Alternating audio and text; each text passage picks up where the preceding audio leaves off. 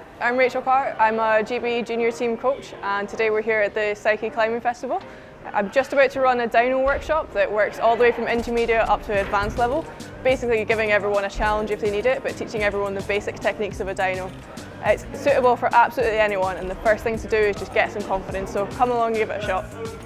So the general idea of this is we're just going to go around and set you a bunch of dynos, and we're going to try and give you some tips on how you're doing them and how you can try and improve at them. And just some key points for a dyno: you want to be driving with your legs, pushing with your toes and keeping your hips into the wall at all times. The first thing that I want everyone to do is we're just going to go around and you're going to find two jugs, and we're just going to bump up and down between the two jugs so we can get timing. So my hips have got to stay into the wall so I have the time to move my hand. If my timing is off, it's not going to work.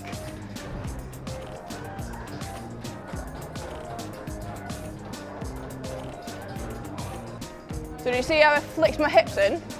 That sort of flick is going to help you have the time to move your hand.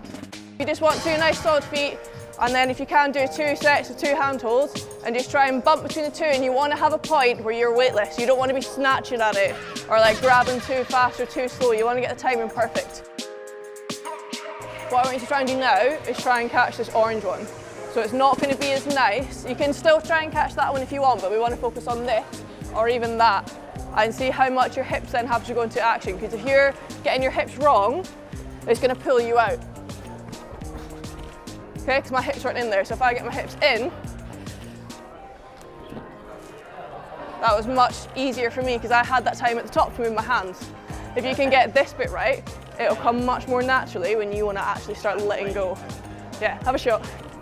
Nice. Does it feel like everyone's getting a bit more natural at it? Okay, it's good. So what we're going to do now is we're now just going to start doing some dynos, because if you've got that sort of main concept, you're going to be able to do the dynos much easier, and you've gotten used to that catching now as well. So you shouldn't be scared of trying to grab a hold now that you're jumping. It should be pretty natural.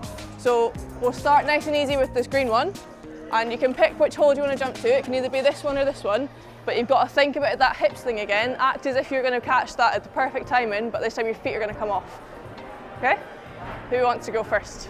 I can tell you, you're like, yeah, go on. So the one who's struggling with the hips, do they go back then in? Is that kind of the idea? Yeah, so that's actually a really good point. When you're starting off a dyno, you really want to start really low. If you imagine doing a jump, if you jump from here, straight legs, you don't go very far. If you jump from really far down, you've got a much more jump. So you want to sink all the way down and fire all the way up. Nice, solid. I think what you're trying to do here is you're trying to just like reach up. You need to like explode. So what might actually be good for you to do is practice a bit of hip swinging to get you there. Just like this.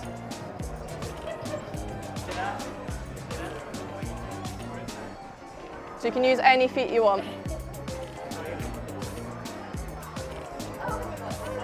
Nice. Good work.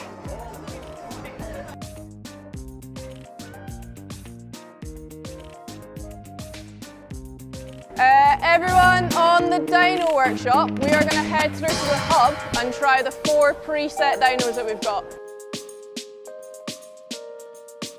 Right guys, I'll just tell you what all the preset ones are and you can just have a go at them. So we got this pink one here. You've got the sort of pink one again over there that goes to the pinches, and then we've got the blue at the end.